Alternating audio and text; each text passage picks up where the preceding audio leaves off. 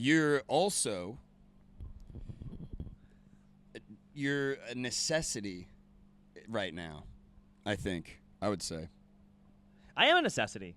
I mean, there's all this crazy bullshit in mainstream thought, and it's led by these thought leaders that I don't think are really in touch with the layman, the blue-collar worker, the average Joe.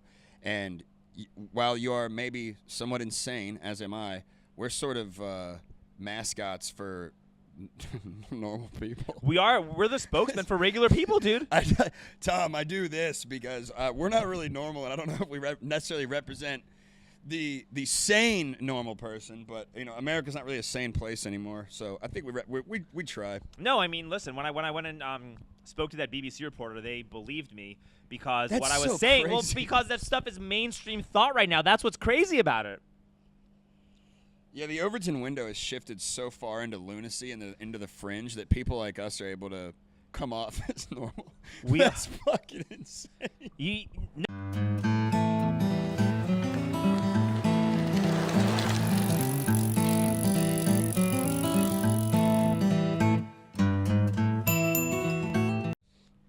We're full circle. Yeah, it's crazy. Sorry I was late, dude. Yeah, I mean, I'm used to it. It's kind of wow, dude. Usually I was getting all pissed off because you'd be late, and then the days that you weren't late and you were on time, I would be late, and then the times that we were both on time, the guest would be late. This is how I don't think we ever started this thing on time. We've never started. I don't think we've started a single episode on time. I agree with this. In 4 years. In 4 years, yes. Been a wild 4 years though. Dude, I love how this came together though. This is sort of a commemorative event, man. This is a commemorative event. I'm actually really excited to do this. I'm excited, dude. It actually comes full circle because one of the first real convos in the pedicab was when you interviewed me for your show. For Faust and Furious way back when Charlie still worked for me. Yeah, dude. Wow, that's crazy. You've been with me for a lot of shit.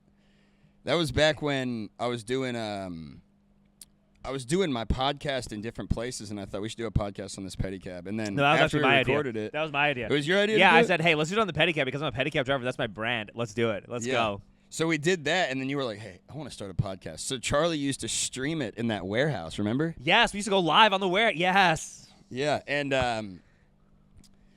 then what? Why did we come over here? Because the warehouse there was just no room in the warehouse. There was no room, and the fucking internet was shitty. So we decided to do it in outside in 100-degree heat, so the guests would be like dripping in sweat. Well, good. They get to know how regular people like me actually live and make a living. Yeah, and these are politicians and stuff like that a lot of times, and good. You get a dose of reality, so you can make better decisions to help everybody else. So good for you. And then suffer like everybody else. Suffer like all of us. We do it in the heat and in the cold. And then Charlie quit. And Tom started producing stuff for me with Gary Bobby. That's who's behind the camera now. He is here right now. Behind the camera, yeah. Yeah, and the then man behind the camera is now in front of the camera. Well, and it's funny how this worked out too because so I'm here to promote my show, which I got you this shirt by the way. Ooh, let me see. Hold on. Street Gonzo shirt. Let's see this. Hold on.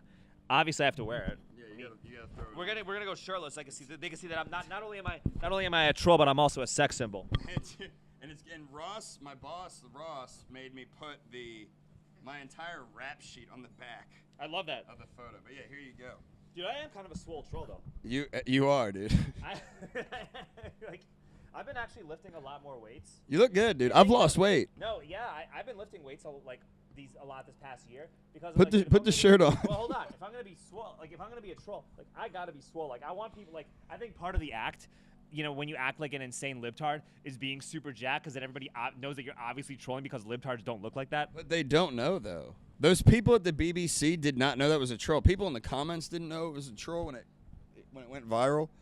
That was wild, man. I ran into you on the street the other day for my show. So let me promo my show real quick. No, please, yeah. So I don't know how exactly it came together. I guess Dan Holloway at Drinkin Bros said he wanted me to do a 3-minute segment for their fake news podcast every Thursday, where I do Man on the Street in Austin, just downtown, asking people questions. It was a real generic idea, and we went down there. Nobody was downtown because it was a Tuesday, so we shot a fucking trailer for a fake TV show, and we put it together overnight. We gave it to them by Thursday, and they were like, they were pumped about it. So they said, this is great. Go down and actually get interviews now, though. So we went down, and we got interviews, and Joel, my new producer, he put together a whole pilot episode, and when we showed it to them, they loved it, and they picked it up, basically. So now we do it every Friday at 5 p.m. And in the last episode, we ran into you. That was pretty amazing. Yeah, and you just went viral. It was sort of serendipitous. And it's funny, too, that I had to stop producing your pod because I'm doing this show full time. I mean, it really is a full time. And you really job. leveled up, and that Drinkin Bros is legit. Yeah, and They're actually a really phenomenal podcast, and I would love to be a guest and come back on at some point in the near future. yeah, and it worked. But it worked out because I ended up doing that, and then I got Tom to start doing your shit, and then am I the first guest back since I stopped doing it? No. Close though. Close. You're one of the I'm first just saying the couple. timing Yeah. was pretty wild. Yeah. Actually, I had this guy named Parker Lewis, who's like super smart, one of like the greatest minds in Bitcoin, that came on and talked to me about the book he wrote called Gradually Then Suddenly. Highly recommend reading everything. Yeah. Highly recommend reading it. I also remember last time I went on Drinking Bros, I was talking about how you should be buying Bitcoin right now, and that's probably the most important thing that you should do with like whatever spare money you have. Yeah. And everybody who was interviewing me just laughed at me and made fun of me and ridiculed me. And now the price has tripled. Dude, you know what's So there was a point in time when our buddy Texas Tay, yeah. he introduced me to you when I used to drink at Halcyon. I'm 5 months sober now. by the way. Congratulations. Yeah, I was going to buy like a bottle to commemorate, but I guess that's not happening. No Congratulations. drinking. No, thank you. I'm addicted to speed now. But basically, I was introduced to you because Tay told me, you got to meet this guy, Alex Stranger. He's fucking insane. He's running for mayor. He's got a fucking wrestling belt, all this stuff. And I was like, all right, cool. So we met, and we started doing the pod and all that shit. And I remembered people telling me that you were out of your fucking mind. And they're like, dude, that guy's not going anywhere. And I was like, What? Who told you that? I was like, Who told? I want to talk to them now. I want to follow up with those people. And I was like, dude, somebody like Stranger who's really smart, probably borderline autistic a little bit, Asperger's. I'm an autistic weirdo, and if I like, I'm open, but I'm the best autistic weirdo that I existed. told everybody I'm that the Michael Jordan of somebody autistic like weirdos. somebody like you is the perfect person to give a platform to because you're strange, you're different, and you're really fucking smart. Actually, you're just very peculiar. You have bizarre social the way you work in social situations. What are you talking about? And I told you that, dude, you really were like the first person that I told. I was like, dude, if you work at this, you're gonna fucking blow up doing this, and you'll change things and politically, seriously. And I told you you'd get on InfoWars, and you did. I told you that you'd blow up and get in the news, and you did. And it was all because you just work your fucking ass off. You work a lot. I do, and it pays off. It does. Well, and it's weird because I don't really feel like I'm working that much because I like genuinely like what I'm doing. That's how I feel. It makes me happy. Like even riding the tricycle. Like I think the big reason why my videos do well.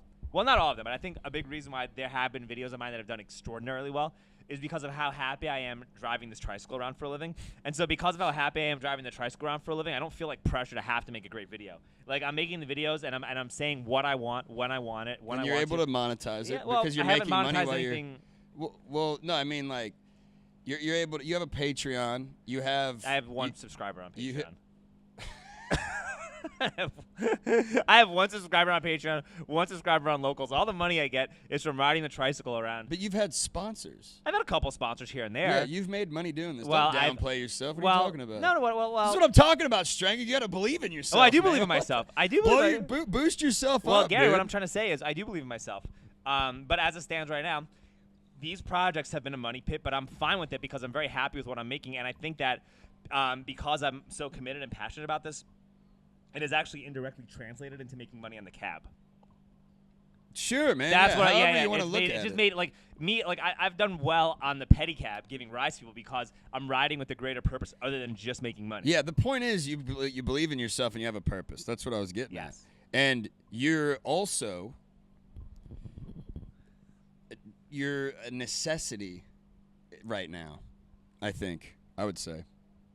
I am a necessity. I mean, there's all this crazy bullshit in mainstream thought and it's led by these thought leaders that I don't think are really in touch with the layman, the blue collar worker, the average Joe. And while you are maybe somewhat insane, as am I, we're sort of mascots for normal people. We're the spokesman for regular people, dude. Tom, I do this because we're not really normal, and I don't know if we necessarily represent the sane normal person, but America's not really a sane place anymore. So I think we try. No, I mean, listen, when I went and spoke to that BBC reporter, they believed me because That's what I was so saying. crazy. Well, because that stuff is mainstream thought right now. That's what's crazy about it.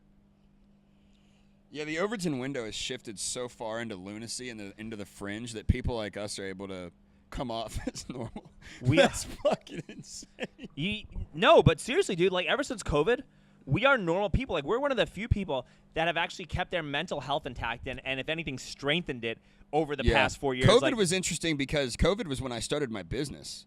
Because the school gave us money, COVID relief money, and I used all that to start up the business and everything, and use some of it to probably pay Charlie in a certain capacity. But it's been 4 years of pretty much nonstop grind, and it was all because of all the COVID shit. We're both homeowners. I think the COVID stuff, it was so, a lot of people were so against it, and it was so out of control that not only do I think it potentially created people that were anti-vax and suspicious of vaccines in general, I think it also pushed a bunch of people to, with some of those extra COVID relief funds and whatnot, it pushed a bunch of people to jump into their own and take their voice into their own hands to be able to speak into the world what they weren't hearing that they wanted to hear. I agree with that. And what I've noticed, too, is that almost everybody now has a freedom podcast. Yeah. Well, podcasts in general are just becoming oversaturated because it's basically it's modern AM radio. It's exactly modern. Degree. Yes, Does that make sense? I agree with that. I think that if you spend too much time on social media, you see people complaining and complaining and complaining. But what I've seen these past 4 years has actually been like a giant white pill because so many more people are more comfortable speaking their truth than they were 5 years ago. Yes. There's a greater desire and greater propensity for people to homeschool their children. Children are now being taught about like how bad geoengineering is. They're taught to filter their own water. Studies are coming out saying that fluoride is linked to lower IQ, which I've said forever, and people have laughed at me. And now it's becoming a known fact. And so I think that a lot of things are getting more to the light. People are using doulas more for birth. They have birth activists when they go to the hospital. You know why that is? A lot of things that are happening are extremely positive. Like even if people don't homeschool their kids, Montessori schools are blowing up. Like it's really good. A lot of people used to be real black-pilled, including myself, and then we've transitioned to the white pill. Peter Feliciano is one of those people that was always preaching the white pill. I like Peter Super Feliciano positive person that thinks everything's coming to an end, but he's positive about it, Yeah, same here. I think the reason that people are comfortable speaking their voice now is because when this is a hypothesis. I'm not married to this idea, but when Trump was president, Trump was under fire. I was in college, and everybody was fucking hated anybody that was a Trump supporter. I actually didn't vote for Trump. I voted third party. But I think I actually might vote Trump this time. But well, I will now because of the Kennedy endorsement. Yeah. So, but what I was getting at was the atmosphere of politics was super negative and aggressive and violent in a lot of ways, and people were nervous to voice their opinions. But then Joe Biden getting elected was the best thing that ever happened because people realized that the Democratic Party is a fucking joke, and every Kamala Harris supporter right now is being made fun of. I mean, we went down to 6th Street, and every single fucking person that we talked to either said they didn't vote and don't care, or they're voting for Trump. All the Mexicans vote for Trump. A lot of the black people too. And then we go to Rainey Street the other night when I ran into you, and we met our first Kamala Harris supporters, and they were all, guess what? Surprise, surprise, white women. Kamala, we like Kamala. And this one guy was talking about RFK, and his wife goes, he doesn't like RFK. He's a Kamala supporter. Classic fucking white women, dude. He's also probably a cuck if he's kind of trying to run the world. Yeah, then that's why people believe your bit. Yeah. That's what I'm saying. Kind of crazy, dude. It's fucking nuts. So, so my show came to fruition. It's in its infancy, and it's essentially Man on the Street meets Hunter S. Thompson meets Jackass meets Dave Attell's Insomniac.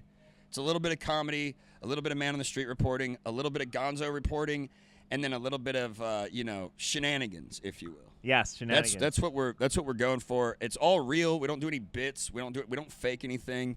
The only thing that is we spice it up with editing.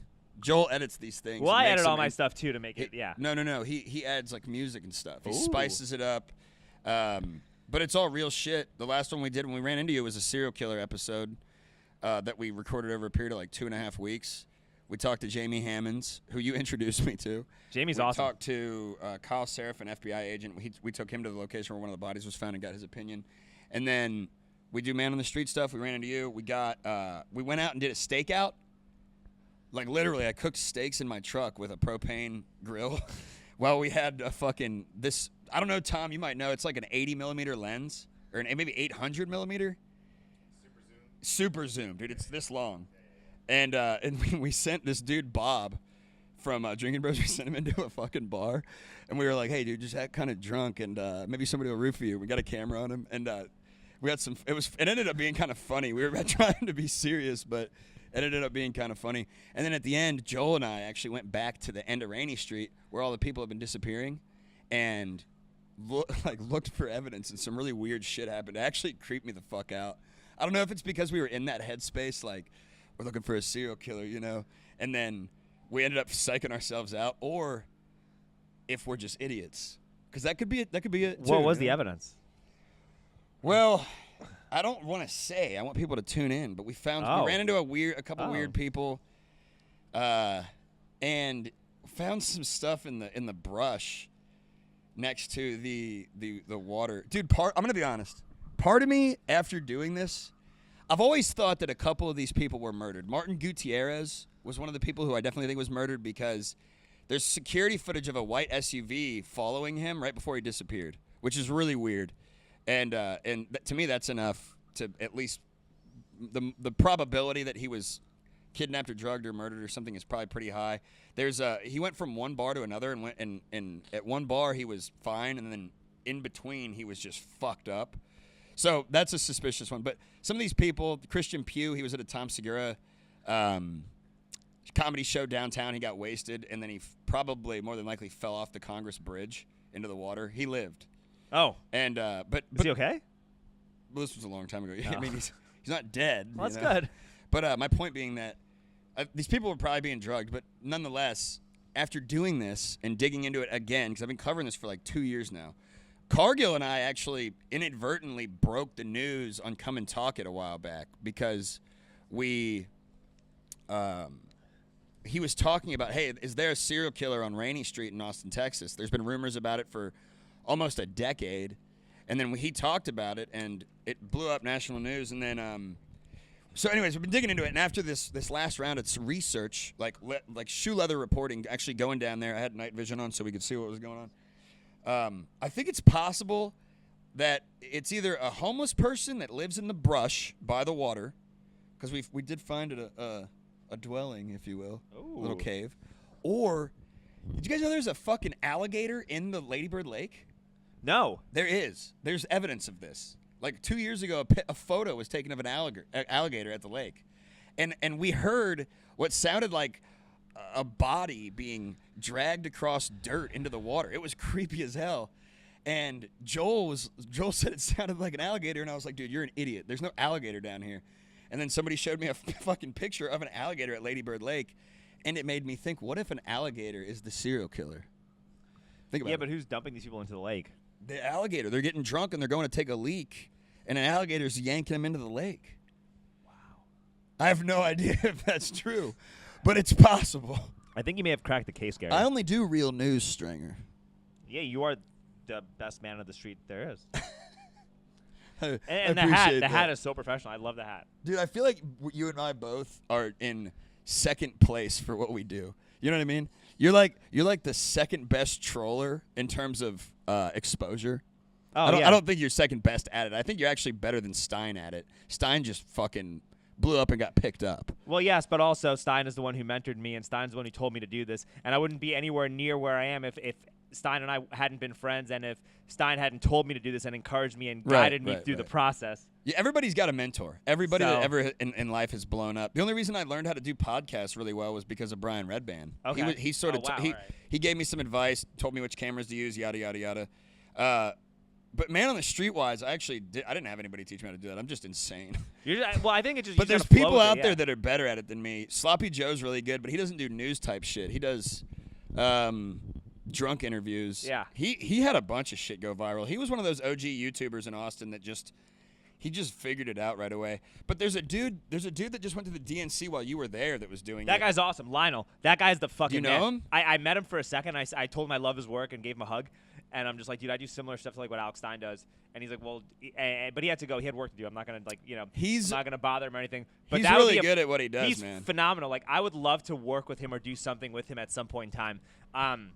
That guy is awesome. That guy is really good. I watch listen, here's the thing, you watch people who are really good. It's like being an athlete when you watch film of like your favorite players or something Right. like that. You watch people or you're a boxer and you watch old fighters and you Dude. and you try to emulate their style and pick up what they're good at. And learn from it. Yes, It it's the really, I same never thing. thought about that before. I watch It really and study old trolls yeah. so that I can be the best troll that I can be I never to really save America. I never really thought about that before, that it really is like watching game tape because I watch a ton of other people's stuff. I ingest YouTube and Instagram content all day, every day, because I just want to figure out what's working the best. My drive is an hour to come to Austin. I mean, granted, most of the podcasts I listen to are like financial and whatnot, right? To get an actual understanding of what's really happening. Yeah, so I you're a can stay big level. money guy. I don't think people expect that. See, look, here's the thing, They Stranger. don't. You're one of those people that someone will look at them and think, this guy's a jackass. But really, you're smart as hell. Well, yeah, I mean, I'm smart enough to have a house, so I'm happy about that. We're both Same. homeowners. Yeah. Dude, people would never suspect us being homeowners. Like responsible adult homeowners. Like, No. Hold on. I am irresponsible. I don't even have a working shower in my house right now. Oh. I'm suing State Farm to get my roof fixed. But wow. the fact of the matter is, we have bought homes, and that's the first step. I think you're more responsible than me. I'm a wildly irresponsible person, Stranger. I also have a girlfriend that makes me responsible. Yeah, dude. And I don't know if you've seen the women that I've dated, but they are not staying around for very long because they're all strippers and they're all out of their fucking minds. As am I. And I love them. They're very nice for like short-term. Yeah, yeah. I have a hard time keeping a relationship. They're great probably for like a short-term companion, but I think long-term it's probably Every maybe- woman I meet, I tell them the same thing. I just say, in 3 months, you're gonna hate me, and it's just the nature of how it goes. And I try to be. I'm a lot nicer than I used to be. I yelled at you for years, dude. Until I feel like I was always yelling at you, like, "What are you doing, Stringer?" Well, yeah, that's but my producer style. But also, I That's was also always my cool dating with, style. But Gary, here's the thing. You were giving me really, really cheap rates for production, and so I'm just like, this comes with the territory. It's okay. Dude, This comes with the territory of getting top quality production for a very affordable price, and so if it means getting yelled at a couple times, cool. Hey, whatever. you hear that, Tom? You have free range to scream at Stringer. Cool. Dude, you were the first person. The first podcast I ever produced was yours, and I would consider you a success of Faust Media. I appreciate that. Maybe not in terms of podcasting, totally overall, but as a whole, human. as an entity, and as what you do, you're successful for sure. I did Giggle Boys with Mike Eaton and Eli Halpern, two mega retards that I got them picked up by Drinking Bros, and then they got themselves canceled from the network. Why? Which is not because they're idiots. Have you met them? Yes. They're like I met Eli. They're both fucking. They're like Dumb and Dumber. I like Eli. It's my best friend. I love Eli. Eli's awesome. I love Eli. But dude, he's an idiot. He's also a homeowner. He's like. He's Hold on. He's a smart guy, but he's a dumbass. I think I'm kind of like that too. We're all like that. That's why we're birds of a feather. I'm an autistic savant though. Like I'm the only reason I don't live at home with mom and dad at close to 40 is because I ride this tricycle. You know why? And I appreciate Mike this. Eaton has a tattoo of my face on his arm? Why? Was because of that podcast, Giggle Boys. He said he told his audience, if we get 1 million views on the next clip, I will get a tattoo of your choosing in the comments, whatever's the most liked. And the next clip got like a couple million views, and people were voting in the comments. And at the last minute, I typed in I guess I just gave it away. I never told this to anybody before. So I had DeWitt. Remember DeWitt Jackson? Yeah, that guy's cool. Yeah, I met him. Yeah. I don't know what happened to him, but I had him type in as a comment, "Get Gary's face." It was my idea. I don't think Mike even knows that it was my idea. But I had him type that into the comments, and then I shared it with everybody and had them all upvote it. And at the last second, it surpassed whatever the top comment was, and that's why Mike got that on his arm. But my point is that I would consider Giggle Boys as somewhat of a success. I would consider you successful because everybody knows, literally everybody in Austin knows who you are. You are a state. You remember that tranny they made it, or not a tranny, it's a crossdresser they made that statue of? Leslie? You're like that. I'm the new Leslie. You're the new. That's you, dude. I mean, You're to be just fair, like I have that. dressed like a tranny at city council meetings numerous times. Dude, people don't realize how alternative and somewhat right-wing media in Austin is. They have no idea. You know what I mean? What do you mean? Well, all the people in Austin that have big shows and that do big stuff are mostly, they're like libertarian. Yeah, exactly. Yes. This is not a fucking. It's not a libtard city. I mean, even though it is like it's governed like a libtard city, but population-wise, it's not a libtard city. You know why? Because the city council here, their views and their values and how they operate don't align at all with the people here. The people in Austin there's liberal people and there's conservative people, but I'd say the large majority is moderate and libertarian, and the city council is a bunch of liberal fucking idiots, right, except Mackenzie Kelly. And Mackenzie, there's other things with Mackenzie. I But don't care Mackenzie's about very nice. She's cool. But why do you think that is? Because I think a lot of land developers have city council members in their pocket. Okay, but do you think? And then there's a fucking, what's his name? That goddamn Garza, Jose Garza. He's a Soros plant. Well, yes, we understand. Legitimately. Yes, he is. He got $1 million from George Soros. A lot of people don't know this. People don't realize that, man. It still is not well known. They don't understand that Soros puts money into local politics. Yeah, I mean, seriously, we know this. That's really bad. But I mean, it's on his campaign filings that he got like close to $1 million from George Soros. But with that being said, when we talk, there's a huge dichotomy, right? Well, like when you talk to people on the street, right? When you hang out with your friends, when you look at the engagement on Instagram and on social media, you would not think that Austin was like a libtard city based on how people here operate. Even this pedicab shop, dude. Most of the people at this shop all voted for Bernie Sanders in both elections, right? Most people that I probably ride around with have like socialist, communist viewpoints. Commies. They are, well, yeah, but guess what? They're all cool as fuck. Yeah, and they all like my videos, and we get along really well, and they still appreciate the humor and the nuance to my content. And I don't get any backlash, and nobody talks shit to me. I will agree with this, that the most of the people, I've had a lot of buddies that also were Sanders supporters, and they're pretty open-minded. They're pretty cool. It's the fucking the Biden and the white boys for Harry. Yeah, those fucking retards. God, yeah, dude, those people are so full of themselves. The Sanders supporters, I think, just want to change. They're like, fuck this.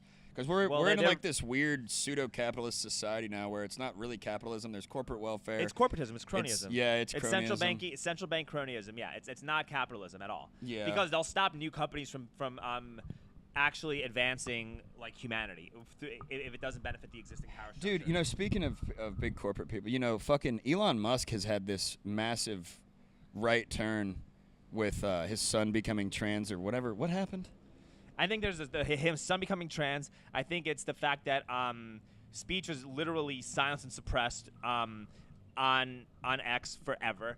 I think it's also the fact that like he was having problems with the California governor during lockdowns with his Tesla factory. And then I think that there could have maybe been issues with how he felt regarding the COVID shot. And I think that he's just, when you're somebody like Elon Musk, that guy's a genius. Dude, and I like, think it mostly had to do with his kid, though. That was the catalyst. That's what I'm saying. That could probably have been the straw that broke the back. But honestly, even Zuckerberg's getting more to the right. I've noticed that as well. Which is really bizarre. No, it's not. I know somebody that's friends with him. Okay. And well, I don't know if I want to speak on other people's relationships. Scratch that. Okay. Here, I'll put it this way. Somebody recently told me that they're like, look, when you hang out with people like when you're doing jujitsu and you're hanging out with people like fucking Gordon Ryan, for example, or Lex Friedman, or those, yeah, those people will naturally, your group of friends will naturally influence your political biases and influence you to lean one way or the other. You know what I mean?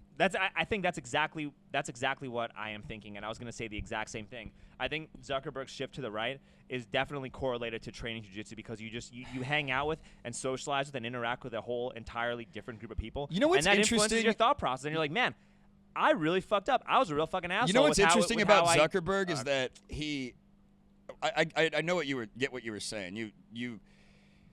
What's interesting about There's other Zuckerberg reasons is too. that I feel like he used to be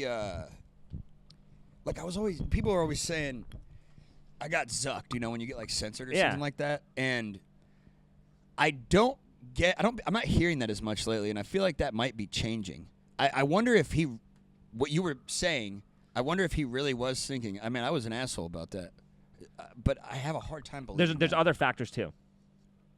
I think when you're somebody like Mark Zuckerberg or Elon Musk, despite what people say, these are some of the most intelligent people on planet Earth. Agreed, yes. Okay? And when you're that intelligent, you can see how society is shifting and how human behavior is changing before the change actually occurs. And this could just be another way to get ahead of the game. When you look at, I listen to Whitney Webb sometimes, and I listen to Whitney Webb talk to this guy named Marty Bent. It's a podcast called Truth for the Commoner, right?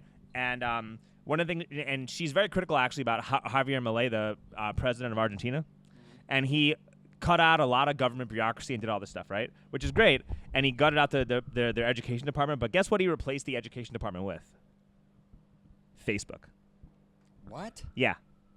I didn't even know that. Yeah, that's what Whitney Webb has said. According to Whitney Webb, this is what he has said. And so when you look at Trump, right, and you look at cutting and skimming off a lot of the regulatory bullshit and the Department of Education and all this other stuff, you know, if I'm somebody like a Mark Zuckerberg, it would make sense and it would be financially expedient, right, to go along with this, you know, at this point in time during the election, because maybe there's a real possibility that if this does come to fruition, like Facebook and other companies that Zuckerberg is invested in could be way more directly tied into the education of our youth and how people think, and it could actually shape thought a lot more by embracing Trump, going the more private route, versus continuing to do what you're doing to serve a completely antiquated form of government or a dying apparatus.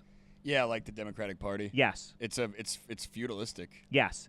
So I think that's kind of, I think that's another factor, right? Like, and a lot of these, there's a lot of right-wing grifters on X who are like pissed off, like, no, fuck you, Zuck, you did this, and that, no mercy, jail this. I'm like, no, shut the fuck up. Zuckerberg doing this is actually, like, you should actually be happy that he's doing this. Because it's a clear sign that things are changing, and you should embrace it. And yeah, criticize him for what he's done, but him doing this right now also shows that maybe he does realize that he kind of fucked up. Maybe that's the big question. Yeah. Right? Maybe it's possible, and even if not, it still helps society as a whole to get rid of this completely bullshit political structure that we have. And when you have people like Tulsi Gabbard, RFK Jr., Elon Musk, and Vivek Ramaswamy, and also like even David Sachs with how he speaks about Ukraine and the innovative approaches behind a lot of these people, yeah, criticize the PayPal mafia all you want. There are concerns with them implementing a new type of surveillance apparatus, but these are really brilliant people. Yeah, they got like a super team going on over there. It's Yeah, they are really brilliant people. Is Gabbard is she helping Trump with yes, the debate she literally stuff? said that. Yeah. So wow. With I all like that, her. I like her too. But with all I that, like RFK too. I like to a all of them. degree. Make America healthy. And I was wearing an RFK shirt before I changed to this gem of a t-shirt that I'm going to wear every single day. But I just see like, I just think things are a lot more. I think that like this Stranger, version, I love you, dude. You're the best, this man. version of Trump is a lot more different, I think, than the past versions of Donald Trump, because it feels like he's just surrounding himself with like people that really want to bring society forward versus keeping society backwards, only for the betterment of a few people. You know what you just reminded me of? That was a rant. I'm sorry, but no, that's you're fine, dude. I produced your podcast for years. I know what you do. You know what you remind me of is people that are open-minded, right? People that you got Tulsi Gabbard supporters, RFK supporters, Trump supporters. I mean, not all Trump supporters are open-minded, but you know what I mean. But some of them, you know. The supporters is who I'm referencing right now. You're talking about the diehards, right? Yeah, like okay. when you have people like that, and we're all happy that people are coming together. You know that those are people who are working together to build a better cause. You know, they're working together for a cause that's building a better tomorrow. As gay as that sounds. Yes. But when you see the people that are the diehard, they're picking teams, and they're like, what's her name that was on here? Cleo Patrisik. Dude, she went fucking nuts. So that's what I was gonna reference, was that she like attacked you on fucking Twitter, and I saw it and it pissed me off. I don't really get pissed off about comments because I think they're funny, but she was not nice to you. And I handled it like a champ, though. She personally attacked you. I handled it, dude. I handled it so. She's not trying to help anything. No, she's not at all. And actually, people like Cleo Patrisik, and I actually like Matt McCoyak, but like I think the quote unquote GOP and the public safety crowd in Austin, she gets annoyed with me for how I communicate, but like I think that these people are like the resistance to change. This. Yeah, they're literally the antithesis to what they want. They're like, we need change, but they're the main roadblock in change. Yeah, and when she's mad at you because you're trolling someone, and she's like, well, I hope people in Austin talk behind your back. Well, you don't think I knew that? Yeah, well, duh. But who cares anyways? Her point is making her look bad. If people are talking about you behind your back, they aren't willing to have an open conversation anyways. So those people are the problem. It doesn't matter who you vote for in a conversation. It's about the conversation. Gary, I agree with you. I think that the Travis County GOP and the way in which they communicate, and I'm saying this as someone who actually genuinely likes Matt McCoyak. He's gone on my show multiple times. He's really open-minded, really receptive to what I tell him when I tell him this. But I think that the way in which the Travis County GOP and the people associated with the Travis County GOP communicate, I think that has way more to do with Austin being governed like a woke shithole than the fact that Austin is super woke. Sure. That's really what I think. I don't know much about them, but I just was talking. Dude, that our Cleo DA, Patrisik thing was Jose was Garza is going to get reelected in a landslide. That guy's bad He's the worst. news. Okay, yeah, but he's the worst. He lets pedophiles out of jail and stuff like Yeah. that on probation. And there's cases about that. He gives rapists or attempted rapists like slap on the wrist for going to jail, and then he'll talk shit about Trump being an adjudicated rapist, whatever that even means.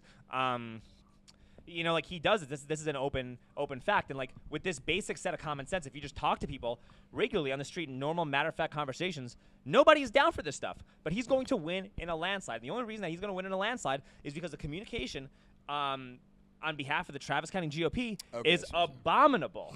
Because if they actually cared about winning and getting rid of the Soros-funded DA and making so that there's like actual real morale in APD while providing accountability as well. Obviously, what's we're not really bootlicking. Let me finish. Like without like bootlicking law enforcement and all that stuff. This should be the easiest election in the world to win. And you got Elon Musk, who's openly one of the most outspoken people against this fucking bullshit, and he's quote unquote the richest man in the world on paper.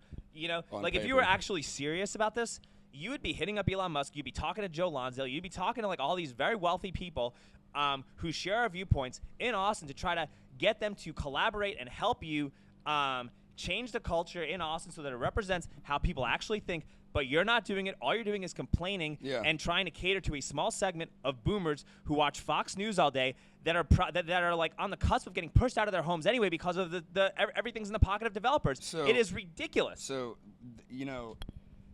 think about the hypocrisy of people that are the mainstream left-wing people, like the Kamala Harris supporters. Again, I'll use that as another example because it's just so evident. They're saying, these are the same people that were like defund the police, and they're voting for a fucking person that was putting people in jail for smoking pot, who then admittedly said she smoked pot. And then she kept a lot of people in jail past their release dates to continue using cheap labor. Right, and that's what I'm saying. It's like there's such a disconnect from reality between the You want to hear a fun? You want to hear a fun fact? You know that Donald Trump's, while she was Attorney General, Donald Trump's Treasury Secretary, Steve Mnuchin, was committing numerous foreclosure violations, which puts a bunch of like low-income Black and Hispanic people out of their homes. And Kamala Harris deliberately chose not to prosecute him for committing these foreclosure violations. And then Mnuchin donated an insane amount of money to her next election bid. Yeah. But then the Harris crowd has absolute venomous hatred for Donald Trump while ignoring a really basic, obvious, glaring fact. Dude, it's bizarre, right? It's a lot of lack of research, lack of understanding of how things work. I mean, politics really is like that fucking TV show. What was that show called? House of Cards? House of Cards, yes. It actually is like it's that. like It's pro real wrestling crooked. too. And South Yeah. Park. Yeah, it's Well, dude, the fucking DNC and the RNC was literally like pro wrestling. I mean, the RNC literally had Hulk Hogan ripping his shirt off. which is actually pretty awesome. Yeah, I but like it's that. also it reminded me of Idiocracy when fucking Terry Crews fires that M60 off the gun when he's shooting that fucking machine gun. He's like, what the fuck is going on? You should have got that guy to speak at the RNC as Camacho. Terry Dude, Crews. that would have been awesome if he speaks as, I'm Camacho, I'm endorsing Donald Trump, and he just goes nuts. That would have been wild. The DNC had Little John. They're paying all these people too. Both sides are. Okay, but It's Lil fucking Jon out of took the money. control. I'm kind of disappointed in Lil Jon. Everybody's disappointed in Lil Jon. I like dude. Lil Jon. Who? Everybody's disappointed in him because he used to be turning up, and now he's turning out. We don't like that. Jesus Christ, Lil Jon, what are you doing? Shit, what's in the adrenochrome? That's the real question. Is that shit real? I wouldn't be surprised if it were. Yeah, I wouldn't either. I wouldn't be surprised. Like, I mean, you can haven't- lick a toad and get high. Yeah. I wouldn't be surprised if there was some way to Look, excrete Hunter X- baby blood Yeah. to. Okay. Hunter S. Thompson has talked Here about we this. go, and dude. Hunter S. Thompson. We're going in, Tom. We're talking about. Okay. Look. Hunter S. Thompson has talked about this when he wrote Fear and Loathing. This got mentioned when it got made into a movie. You know, it was a mentioned whole as bunch a of Jeffrey, joke, though. Yeah, but everything just because something's mentioned as a joke doesn't mean that it's not real. I know. That there I'm aren't saying. truthful connotations attached to it. I'm saying it was in the movie. It was mentioned as a joke, not as a real thing. But I understand what you're saying. I just want people to know that who haven't seen it. I mean, I think it's a possibility, right? Like, do I think that like Hillary Clinton and Bill Gates and George Soros and all these like and George Bush and Mitch McConnell are all going to a private island and eating babies and sucking their blood out after terrifying them because they repeatedly had sex with them to the point of an unbearable traumatic experience before them getting killed? Probably not. And but, the but, adrenaline but is it's in a the non- blood. Yes, It's like a deer. But I'll tell you this, Gary. Gary, I'll tell you this in a very actual, serious, non-joking way. Okay. Tell me. There's still with how crazy these people have been legislating, with how they communicate, with how these people operate. The chances of that, while absurd and astutely insane, are still non-zero. Exactly. There's still a I agree. non-zero chance that this could actually be And true. you know what, Stringer? That's what is important in the modern world with all the disinfo is staying skeptical. Yes. Do I think Hillary Clinton eats babies? Probably not. But there's a chance. It's like Dumb and Dumber. There's a chance. There's a chance. Like, There's a chance. it's a possibility. You know, that's why Gonzo journalism is so important now, man. Because people like Hunter S. Thompson he talked a lot of shit. Sometimes he made shit up completely. Like there was a politician giving a speech on the back of a fucking like a tram or a train or something, and he was like he made something up about it and it became a rumor, and he was like, I thought people knew I was fucking joking. You know, I feel like sometimes it's kind of the same thing. You're kind of Gonzo. You know, you do a bit and then it's like, I thought this was obvious that you were joking, you know, with the BBC bit. Or when I say crazy shit, I thought it was obvious people think I'm joking. Or Alex Jones is kind of a Gonzo guy. There's Gonzo. Eric Andre. Yeah. In a certain way. He's a comedian, but he's sort of Gonzo. He's fucking, it's just out of control, first person, subjective. You live the story, basically. And that's why Gonzo's important. Alex Jones is really good, too, because He's an incredibly nice guy. he's very nice. You know that Alex Jones actually also changed the trajectory of my life? Yeah. Did I tell you the story? Wait, what are you talking about? Something else happened? In 2017, I was giving Alex Jones a ride. Okay. Okay? I was like, dude, you keep us woke. Let me give you a ride. Come on. I got you. It was like 2 blocks, right? It was like him, like his wife, I think, and then like his security guard at the time. Security guard saw my ears. We started talking about jiu-jitsu, right? At the time, the gym I was at, it's called Eastside Austin Elite. It had to shut down because the owner had cancer, and we were kind of like homeless, figuring out what to do, gym-wise. I also was trying to be a firefighter in New Orleans, and I didn't want to I was kind of worried about getting hurt and stuff like that because of all that other stuff. And so I would have been a good fire. Okay, I would have been good at that too, but they would have loved me at the firehouse. Somebody's got. Okay, what's the point? Okay, Tell all the right, point. all right. So let me tell you the story. So anyway, we start. He was telling me that he goes to 10th Planet. Okay. All right, and so and to check it out, and I was like, okay, I'm interested, I'm intrigued, and then they ask how much the ride costs, right? And so I'm like, well, I don't want any money, I just want a picture. And you know what Alex did? He pulled out a $100 bill from his pocket, gave me the $100. And you know what I spent that $100 on? 10th Planet membership? Yes. And then it all went. Then we all know how the story goes. We all know. Yeah. So if anything, rest was history. Alex Jones. I don't even know if he knows this or not, but he like a big reason why I'm where I'm at on this trajectory is because Alex Jones kind of helped catapult this, and he doesn't even have a clue. That dude, he's the best, dude. We almost shot Cargill's show at InfoWars, and then they got sued for $500 billion trillion. Yeah. That was insane. Totally insane. Financial assassination. Dude, you know I'm friends with these people. I drive a trike for a living, and I'm friends with these people. It's like a dream come true. It's actually it's astounding. It's remarkable. Yeah. You know, Jones was one of the first. Actually, he is the biggest man on the street interview I ever did. It was for a brief second, but it was after the Epstein stuff. Yeah. And he was driving that fucking war tank they have. Dude, the tank is the He best. was driving it around when Trump was meeting at Apple. And I walked up to him. He had his security around him. Everybody's on the sidewalks protesting. Nobody's walking. I ran up to him and I go, "Did Jeffrey Epstein kill himself?" And he goes, "No, he was murdered." It was fucking. It wasn't even that big of a deal, but for me, I was like, "Oh, that was Alex Jones." I was still green at the time, you know. I was like, "Oh, ooh," it was just fun. My favorite fucking interview I ever did was John McAfee. I did 3 with him. I lost the footage of one of them escaping from the strip club. Shout out Red Rose, my favorite place in Austin. And then the other one got deleted by fucking YouTube because McAfee compared coronavirus to pathogenic diarrhea. Which is right. He's right, yeah. And they removed it, though, for medical And then they whacked him. misinformation. Yeah, that's why I got this tattoo, dude. Did you even know I got this? I got the Schwack tattoo. Wow. Yeah, we did a podcast over at Drinkin Bros. It's called Crime Corner. It's hosted by Jessie Wiseman. We did a deep dive into McAfee. She actually, Jessie Wiseman is a true crime enthusiast, and she actually knew more about McAfee than I did. I was kind of like, fuck. I knew some insider stuff because I was kind of buddies with him, but she knew some shit I didn't know. It kind of took me by surprise. I was impressed. No, it's actually it's remarkable, dude. We started as nobodies, and now we are like actually somebodies. It's kind of crazy. Like, yeah. If people like, you know, I kind of said this one time. Like, we remember, like it was like during COVID, we went and worked out at Gold's. Yeah. And I remember somebody actually came up to me while I was working out at Gold saying that he liked my mayor stuff and everything like that. Yeah. And I'm just like, dude, that's awesome. Thank you so much. And I was like, dude, that's crazy that like somebody just spotted me at Gold's. And I had like less than 1,000 followers on Instagram, like 200 on Twitter. So I was like, so the fact that somebody was doing that was so wild to me, and I was so happy. And I'm just like, you know, Gary, there's going to come a time in the future where me and you are going to be eating dinner together, and people are going to say, that's Gary Faust and Alex Stranger. And they're going to hate us. Or not.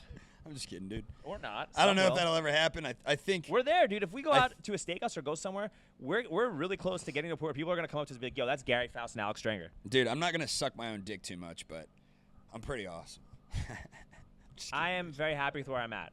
This is not about me giving myself a BJ. It's just about me. It is. Yes, it blow is. yourself right now. Fine. Would you blow yourself if you could? Have you tried?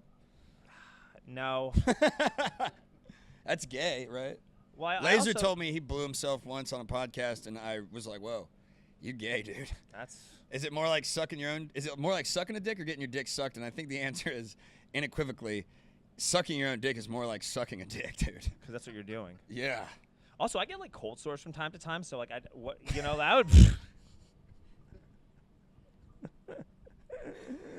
All right, going off the rails. So there, I don't think it's like the most expedient. Dude, thing to do I for your am health, finally experiencing the conditions that the guests experience when they do the podcast. It is hot as fucking balls out here. Shit, I'm sweating my welcome ass to my off. world, bro. I'm wearing sweatpants because it was kind of cold when I woke up. So Yeah, I don't think you're affected by the heat the same way most people I really are. like the heat. Actually, I hate the cold. I'm like the biggest baby with cold, dude. It's crazy. Look, I'm dripping in sweat, dude. Look at that. Dude, but dude, you are the ultimate male with the ultimate set of pheromones. Dude, you're like Gary, it's kind of crazy because like you're an actual babe magnet. It's kind of insane. Yeah, it's weird. It's just because I'm insane, dude. There's an energy. I only attract insane people. I don't have normal, healthy women are repulsed by. I don't have that skill at all. No. Because I'm an autistic weirdo. I don't have that skill. Like, Stranger, who gives a shit? Dude? No, but I don't care. I'm fine with it. It's all good. Everybody's always like Laser's a good example too. He's like a chick magnet, and people are always like, dude, you guys are so awesome. You get all the pussy, and I'm like, dude, I don't give a fuck at all. I don't care about it. I don't care. That's the last thing I care about. I'm focused on my goals and my dreams in life to make a lot of money and change and influence people in a positive way. And I want to make a lot of money doing it so that I can get a fucking custody lawyer and get my kid back and have some sort of relationship with my son, because that is I don't even know if people really realize that's why I do what I do. People that have followed me for a long time probably know that. But the main reason I want to make money, I never really cared about making money until my custody situation got fucked up. And then I was like, I need to make a lot of money because custody lawyers are extremely expensive. And I tried representing myself in court, and it went poorly, to say the least. Oh my God. Yeah, Gary, I want to. Dude, do you know that in court, the other side, I knew it was fucked up and I knew it was crooked, but they can basically just make shit up. And if you don't have a lawyer, there's no real defense against it. So they just made shit up and threw it at me, and I was like, what the fuck? None of this is true. And all I had was my mom as a character witness and my stripper ex-girlfriend. Yeah, you need a custody lawyer. And I remember when I went to court, my dad was like, you're going to have your stripper ex-girlfriend as your fucking backup? I was like, dude, trust me. It's a gamble, and it's going to pay off. And he was like, son, that's the ballsiest move I've ever heard of. Wow. It didn't work at all. Oh, well, I'm really surprised. Yeah, well, I'm a gambling man, Stringer. What can I say? You want to know? I was actually a really good student in high school. Okay. Like, well, I actually like. No, listen, and it's also because like I had that like. supposed to be shocking? You want to know something crazy? I mean, would you be shocked? I did good in high school. No, you're actually, smart as hell. Smart as fuck. Yeah. You strike me as someone who learns well in a classroom environment. Actually, that's the opposite. The only reason I was a good student in high school is because I went to a very small school where everybody had like some kind of a mild learning disability. It was one of those kind of like schools. Oh, did you ride a short bus? I did actually. I actually did. No, I'm admitting some stuff. Like I did. Like I like felt really uncomfortable about it. Have people heard this on the pod before? I don't know, but I've been open about struggling with like a multitude of learning disabilities. Yeah. But I've struggled with like ADHD, and I'm probably have some other stuff that is what it is. And I used to think like there was something wrong with me and all this other stuff like for a really long time. Well, there Embrace is. No, it. Actually, what I was gonna say is that it's really what I have is really not a disability. It's actually a superpower. Dude, that's the gayest thing I've ever heard. Well, so being gay is cool. Being gay is cool. Actually, somebody called me a faggot one time, Gary, while I was driving my pedicab, and I pulled up to him. No, probably. I pulled up to him and I said, that's a compliment in Austin, right? Dude, this is what's great about the word faggot is that it's hilarious. It's my favorite word. It's fun to say. My favorite word too. And most gay people don't even give a fuck. Okay. I don't think I've ever actually called a gay person a faggot. I don't think so. Yeah, that's rude. I wouldn't want to. I wouldn't want to. That's mean. I only call it to straight people. I wouldn't. Or your friends. It's almost a term of endearment. I wouldn't want to make somebody feel bad for their sexuality. I don't either. It's mean. Yeah, but let me finish my story. Word. Let me finish the story. So, because I went to this very small school, it was just like, you got a lot of individualized attention. And like all the stuff was like grade level stuff, but you just had like a classroom of like 10 people in your class, so it was just really easy to like learn because you had a lot of attention and support and stuff, right? And so I actually was like on the cusp of getting on like the National Honor Society. Okay. It was called like Arista, right? And there was some like paper that we had to do for my English class, and this was in 2002 or 2003, and I wrote a paper about the misuse of feminism and why the feminist movement was a total fucking scam. And I started talking about like the divorce rates, and I started talking about how like if you're a dad, you like if you get married as a man, it's like the stupidest thing you could do because you're gonna like lose half your money, and the fathers never like almost never win their court cases, and it's almost like the burden of proof to be a good dad is almost impossible, whereas the burden of proof to be a good mom is extraordinarily easy, and she like failed that lady failed me on my assignment. Had to talk with me because she was concerned about where I was headed, mentally and emotionally. And look at you now. Well, yeah, yes, and then look at you. And then Gary, you're a public figure. I am. No, but then I was no longer able to get on in Arista or the National Honor Society.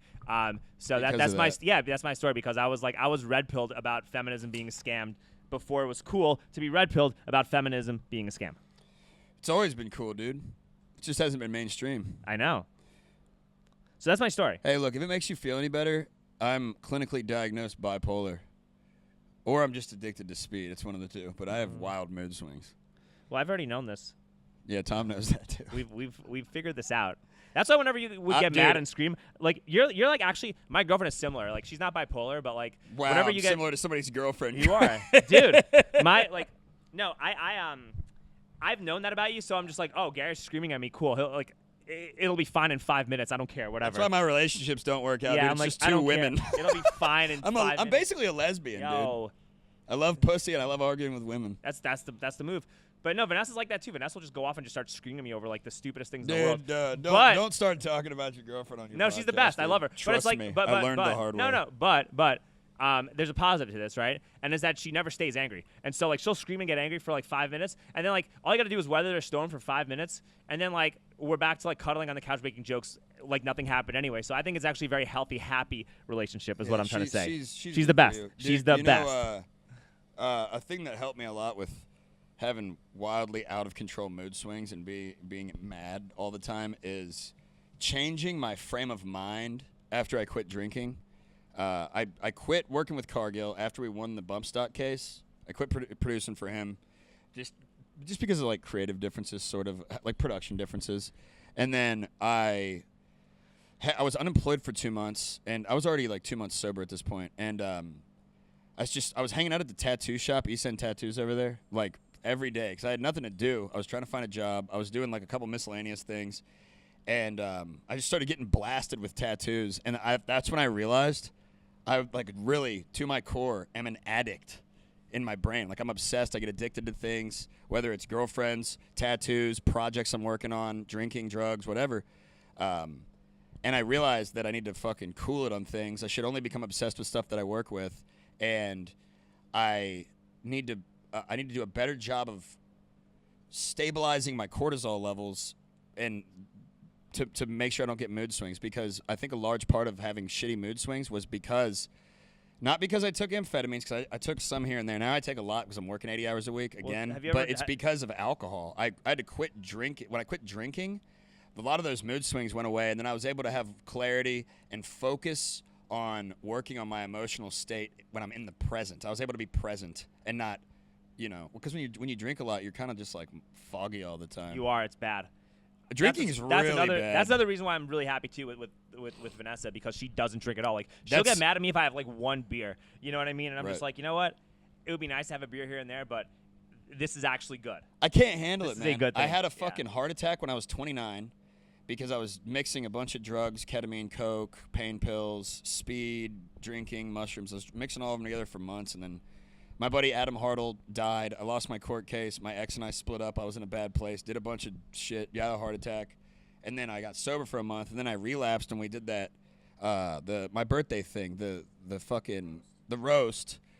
I relapsed, and I mean, I would drink for a couple months, and then I relapsed again with like laser or something. And then I got sober for the third time this time, and I don't think I'll ever drink again. But, I just couldn't handle it. Drinking always led me to doing cocaine, and cocaine leads me to not sleeping, and not sleeping leads to doing more speed, and more speed leads to doing fucking ketamine and taking pain pills to slow down. I mean, I was out of control for like 3.5 years straight. Do you microdose? At what? Mushrooms? No, fuck no. That's the best. No, not for me. Really? No. It's helped me with my ADD a lot. I don't even think it's not a disability, but it's helped me harness the energy and the focus I've had. And like, yeah, but dude, hold on. Here's the thing. Okay. ADHD is. I don't doubt your microdosing thing. It's person to person. It works for some people. But the ADHD thing is that most people don't have the willpower to harness it, so it is a disability to 80%, 90% of people with it. You got to really overcome it. I think what I've discovered to do. We've been brainwashed by this public school apparatus, which is like a Rockefeller thing to make it seem like there's something wrong with you when you actually have a superpower that should be nurtured. No. Okay. A lot of people with ADHD, they're just not. And they end up being lazy because they're like, oh, I have ADHD. It's not my fault. I can't get my project done. I have ADHD. Yeah, because you were brainwashed by the Rockefeller funded system to make it seem like you have a disability instead of a power. Potentially, yes, potentially. But most people, like, you got to take accountability for who you are as a person, dude. You know what I mean? And if you struggle with something, you can use drugs as tools. I told you, I take a lot of Adderall, dude. I take a lot of amphetamine salts. Do I abuse them? Yes, probably. But I also generally, when I'm not super busy, I'm just microdosing them, and they help me get things done. So you got to find what works for you. I rail against Adderall heavily because I can't function without it at this point in my life. I've been taking it for 16 years. I got prescribed it when I was 15. Wow. I literally can't take it. It changed my brain chemistry. I think that's part of the reason why I have mood swings too. But what I'm saying is that when people are like, I have buddies. I'm not going to name names. I don't want to bash anybody. But I have buddies that are like, well, I can't focus on something. I'm like, dude, quit pivoting, quit picking different projects, quit trying to be a jack of all trades. Just focus on something and get it done. And if you can't do it, maybe do take a little bit of Adderall. Maybe do take a little bit microdose mushrooms. Maybe do approach it from a different angle. Because I know a ton of people that I've known for years, 5, 6, 7 years, that have been saying the same thing. I can't do it. It's not because they're brainwashed at this point. We're not in fucking high school anymore, Stringer. People need to take accountability for who they are. And I stand by that. And there's plenty of people I know who have trained themselves as they get older. And it's hard with social media, shortening your attention span. But there's plenty of people I know that have way, way worse fucking issues that they've overcome than fucking ADHD. I agree. Just saying. No, I've actually been I've also been going to temple from time to time too. I think that shit's important, dude. I actually pray every day. Really, that's good. People that would never helps expect a lot. that. Yeah, that helps a lot. I've picked the Christian God, I guess, to pray it's to. still But God. it's not really that much different. I pray to God. Yeah. Every day. I'm like, thank you for not being in prison or dead. Literally, every day I do that. I have a sitter, right? It's dude, it's like meditation. You're meditating. That's what it is. Well, that's literally what yoga is. It's the same thing as when you're serving God and taking that time to reflect. You're doing what they tell you to do in a yoga class. It's the exact same thing. It is. You're it's totally the focused on same. Something that's not yourself. It's yoga. Yoga's the same thing as praying. It's the same thing as fucking going to temple. It's the same thing as praising Allah or whatever. Yeah. Put the rug when Allah. they put the rug down. Yeah. It's the same thing. It's the same thing. It's very similar. Because what it is, it's like you're taking time to slow down in a busy world, focus on your inner thoughts, your inner peace, and be present. Being present's difficult, I think. And it also helps you focus. For some, I've been way more since I've been actually praying and stuff like that. I've been trying to do it for about a year or so, to the best of my ability, consistent. I didn't do it this morning because I wanted to make it to wrestling class and judo class at 10th Planet. But generally, I do my best to try to be consistent with it, and it's helped me be a lot more focused on just regular tasks because you have to focus on what's in the Torah, right, or what's in the book that you're reading. Oh, you read it like that? Well, I mean, I'm reading Hebrew is tough, but no, I mean there's a book and there's little passages and you're just okay, every morning you'll read page 5 to 26 just out loud before you start anything, and every night if you are not too exhausted, you read there's another 6 pages that you read, and you just read the same pages every single time. Dude, maybe I should crack my Bible. Yeah. And then one day, your religion and my religion will go to war, and it'll be you versus me. I'm just kidding, Bro, there could be listen. A lot of weird stuff is happening. But that's also, and we got to probably wrap up soon because we've been going at it for an hour. But that's another reason too why I've been really pissed off about why this Israel stuff has kind of been a little bit more sensitive because because I recently just started discovering my faith again a little more, and I started realizing the importance of praying and serving God, especially after what's happened.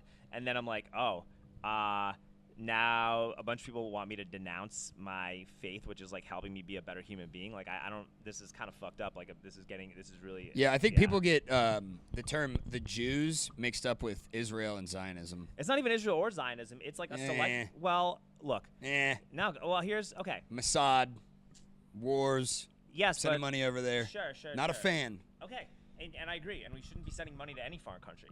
I 100%. Not right now. Not ever really. I agree with that. Well, I guess not. But when you look at it, we actually do send more money to all.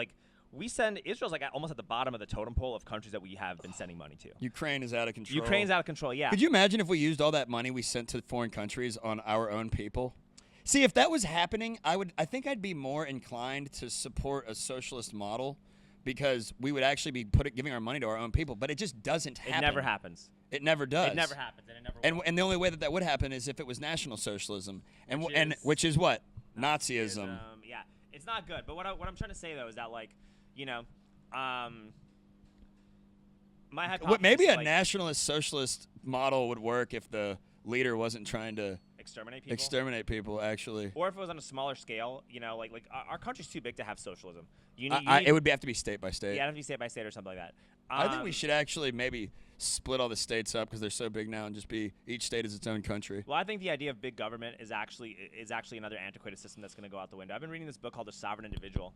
I'm on page 80, and it talks a lot about how technology, the internet, and everything, and digitization is going to kind of make big governments and wealth consolidation to the capacity that you see kind of obsolete because of how easy it is to transmit information and have and the new economic opportunities that will come about as a result. There's either going to be no government or one massive government. No, I don't think we're going to get one massive government. You don't think that'll ever happen? Well, I mean, look, we got to wrap up soon, all right? They're trying to. Though. Yeah. Okay. But what happens? How do you actually have one massive government? What do you need to do to have that? You need a population. A giant White House. Yes. Well, but a really big one Gary, to fit everybody in. Gary, what you need is one thing that you need is a giant event that wipes out 90% of the human population. You need something like alien invasion. Well, I'm saying these massive are pandemic, like a real one. Like a real one. That's a possibility. Monkeypox. Monkeypox, yeah. But Dude. There are things. I think I had monkeypox once. They say you can only get it from gay sex too, which is weird. Yeah, totally weird. All right, dude. Well, with that. Yeah, hey, listen. My view is that you need an event that reduces the population. I gave you the perfect out for the episode. Okay, fine. Gary, how do we get a hold of you? All right. Go to my Instagram. It's the.scary.gary. And YouTube, I have a YouTube channel. It's just Gary Faust. And then you can also check out Street Gonzo on Drinkin Bros every Friday, 5 p.m. This week's episode is The Serial Killer. Last week we went to the Stockyards with Uncle Laser. It was fucking insane. And it's actually a really good show. It's the first thing I think I've ever done that I wholeheartly believe is going to be very successful. I agree, and I'm really proud of you. I'm genuinely so happy that you're doing this and that you're on this journey, that you're on this journey, and that you got picked up by Drinkin Bros. And dude, you're gonna be big. You're gonna be somebody. You're gonna be a household name. I really believe it. A household name? You'll be a household. Yes. Holy shit. I think you will. I think with your views and your interviews, you'll be. That's a lot. God damn. That's a good promo. You really believe in me more than I believe in myself. I think. Look, you believe in me too. You believe in me more than I believe in me. So. Yeah. Actually, that's a good point. I think I did. Yeah. You know what's funny about you is that you had videos go viral a number of times, and every time I would always see the comment, you commenting, "How about you tag me in the video, goddammit?" You're always like, "What the hell?" And over, and I just said, I told you a number of times, I was like, dude, just keep doing it. One of these is going to blow up, and they're going to you're going to be on it. And your name's going to be there, and you'll get the recognition finally. And it finally happened. Well, it's happening sort of, but even with this. No, it definitely happened, dude. I had a lot of fucking people fucking tell me about it. A lot of people. Probably 40 or 50 people mentioned something to me about it. That's a lot of fucking people to personally DM or text me about it. Dude, I got to see if I can get booked for some comedy shows now. Dude, fuck comedy. You're better than that. Yeah, you're. Yeah. I mean, that would help you make money, though, I guess. Yeah. But anyways, yeah, that's who I am. I'm Gary Faust. I'm a fucking insane person, and but you have the best hat. Gonzo reporter. You have the best hat in the state of Texas, if not America. What's funny about this hat is I just bought it at South Padre when I was on vacation, just because I needed a hat. This has been the longest. And then I just happened to wear it. Gary, this has been the longest goodbye in the history of my podcast. It's hard. It's hard. It's hard to say goodbye.